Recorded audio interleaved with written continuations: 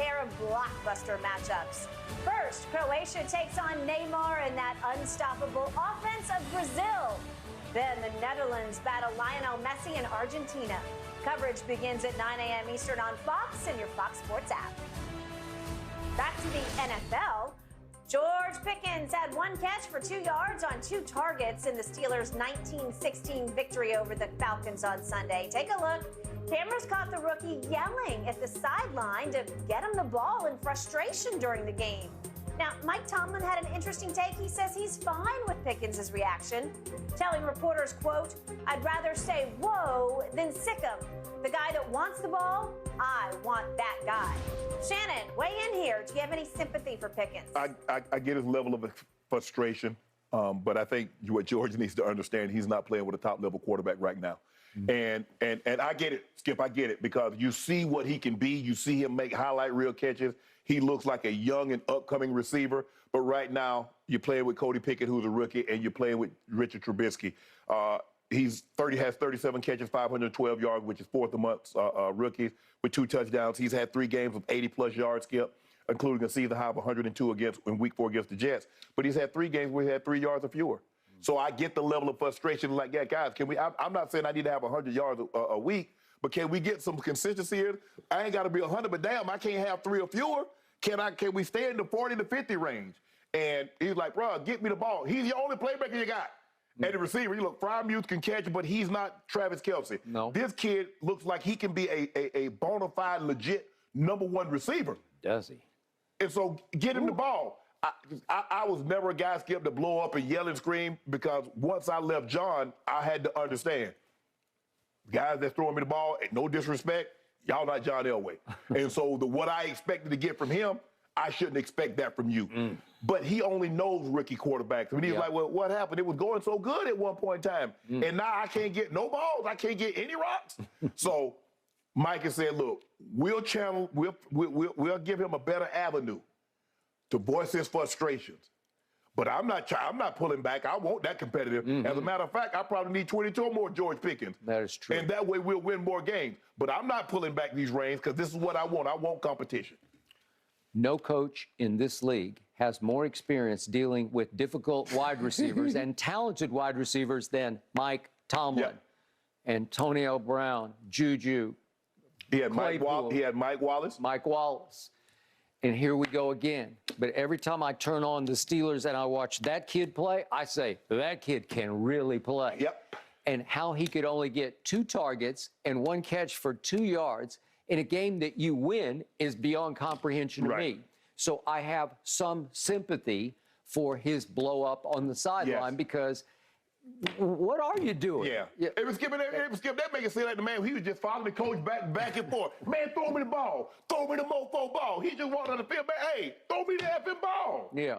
How many times did I watch Michael Irvin do that? How many times did I watch Jerry Rice do that? They did it on the sideline to their receiver coach. And they ranted and they raved and they ranted and they raved and they got it out of their system.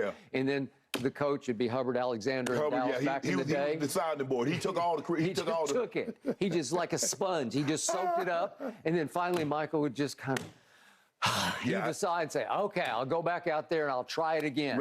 And they would throw him the damn ball. So the point is, I loved what Mike T said, because he said, I'd rather say whoa than sick him, because if you're saying hold it down a little bit, it's much better than saying I need you to compete.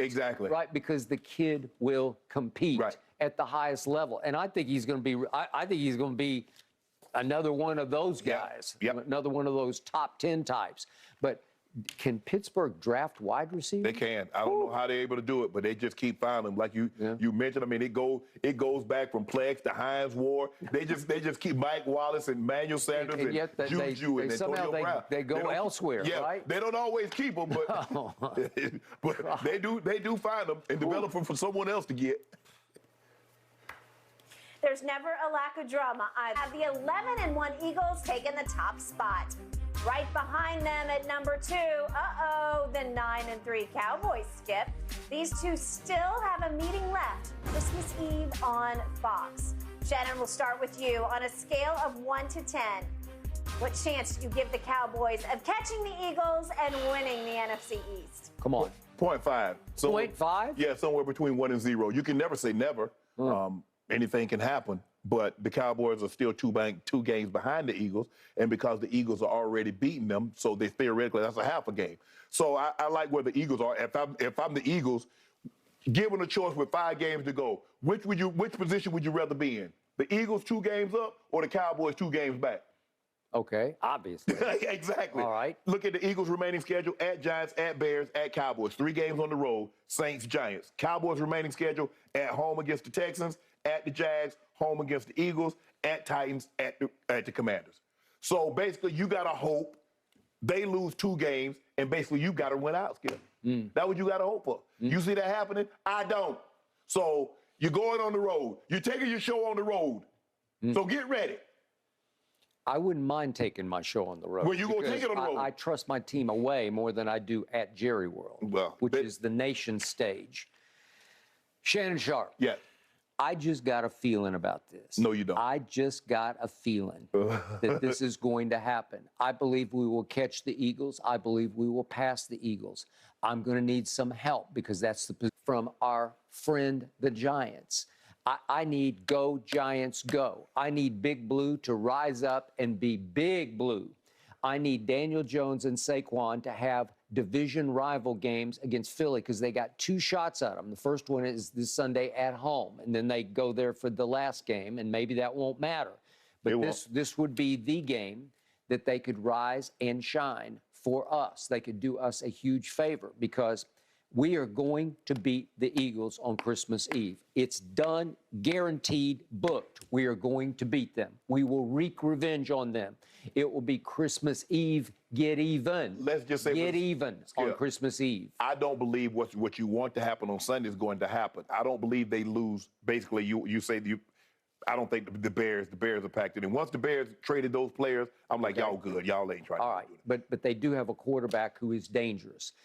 And yet, the New Orleans defense is legit because I'm going to remind you on back-to-back, they play New Orleans in Philadelphia. That's the other one where I've got a shot in this game. Because remember, New Orleans 2 weeks ago went to San Francisco with Jimmy G completely healthy and held them to 13 points. But the problem was it was 13 to nothing. They scored 0 points. To nothing. So Andy Dalton scored nothing. Exactly. But I'm going to remind you that Tom Brady and company, as woeful as they've been on offense, with 5 minutes to go on Monday Night Football, they had scored a grand total of 3 points. Right. And then it was just Brady-esque doing goatish things that they scored 14 in the last 5 minutes. But remember, that's a grand total of 17 points they scored on that defense. But one thing that the Eagles don't have a problem is getting points. They're one of the top scoring teams in the NFL. Okay, but I think everybody's going to have a hard time getting points against that defense right now because it's playing at a very high level. It can rush the passer with just 4, and I'm assuming Marshawn Lattimore is going to come back at some point pretty soon because I thought he was going to be back on Monday night. Well, when you get to the quarterback with 4, guess what that means? Jalen Hurts run down the field with that cape, pushing him down the field. You could be right, but I saw him on his home field lose to the Commanders. I saw you lose too. But I tell you what, but you see, stop hoping for somebody to do your dirty work. You worry about Christmas Eve. You take care of business. All right. We were only down 20-17 at Philadelphia early in the 4th quarter, and my defense could not stop Jalen Hurts on 3 consecutive third downs. What makes you think they can stop him now? Okay. I just believe we're better. We are nuclear capability now. We explode on people. Y'all couldn't stop Aaron Rodgers. We explode on people. That was an aberration. You know what I keep hearing? I keep hearing a lot of that was an aberration. That was a one-off. You're 2 games back. We exploded on the Bears. Really? We exploded on the Vikings. Whoa. Talk about. The Vikings, that was serious Let me ask you a business. question. We exploded on the Colts. If I'm not mistaken, I think the Eagles beat the Vikings too. Oh, you think? You having the Bears? You do know the Eagles play the Bears too, right? Okay. All I know is we just need one. We got 2 shots with Giants, and we got 1 shot with New Orleans. Those are the shots we got. And all we need is one of those to come through because we will take care of the Eagles on Christmas Eve. And if we do, remember, they've already lost a division game also. So we win because we would have the better division record. But, hey, y'all got to worry about the Titans. Y'all worry about the Titans in Tennessee. Okay, we would have to win out. Yeah, exactly. And that will be no cakewalk there, although why they fired their GM in mid-season, or it's late in the season, but why during the season you'd fire your GM? I mean, I guess it's because A.J. Brown had a big game. No, I don't think that was why, but whatever. I'm thinking the owner, when you make a move like that, doesn't the owner have to sign off on it? Yeah, is that not knee-jerk in December to do that? Okay, and it doesn't send a good message to the locker room at all. It's not like they're in last place in the division. No, they're in first place. Okay. But we have to go there and deal with them, and then we have to go to Washington and deal with them. Yeah. And that will not be a cakewalk. Oh, Taylor Heineke. No. He gonna get a new pair of shoes. No. He like, so what's the blue and silver Jordans? He about to get a pair, courtesy of you guys. Maybe the George said the Hoyas. Okay, I got it. But we are highly capable of winning out. And the Eagles aren't? Okay, well, I'm just saying that they're fallible because I saw them lose to the Commanders at home. I've seen you lose 3 games. Okay, but we lost to the GOAT on opening night, and Dak stunk, right? So, hold on, y'all lost to somebody else, too. Y'all lost to the Eagles. So they ain't got we lost at the Eagles on a Sunday night. And what about Aaron Rodgers, who you got a little no respect for? You say he done mailed it in. Well, I told you, I first guessed that. I told you he's like Dracula to us. He sucks our blood. He sucks us dry, and he did it again. Yep. He came back from the dead. We didn't drive a stake through his heart. We had him down 28-14 going to the fourth quarter. And what did the Eagles do to it? Okay. Who looked like the better team that day? We did. No, y'all didn't. Oh, stop. Y'all did for 3 quarters. Okay. Y'all looked like the better team for 3 quarters. And then they stepped on the gas and took off. Yeah. And then what happened? You know what? You're going to have a long, hard finish to this year. Skip.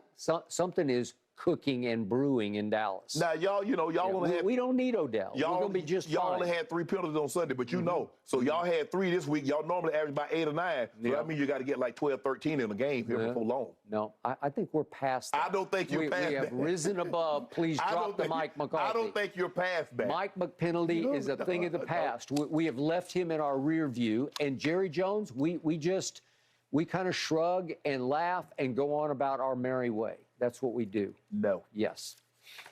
Nope. This debate is going to go on until one of those 2 teams is eliminated. So, guys, we got to leave it here for this morning. We're out of time because another Steelers wide receiver blows up on the sideline. We got to show you the video coming up next.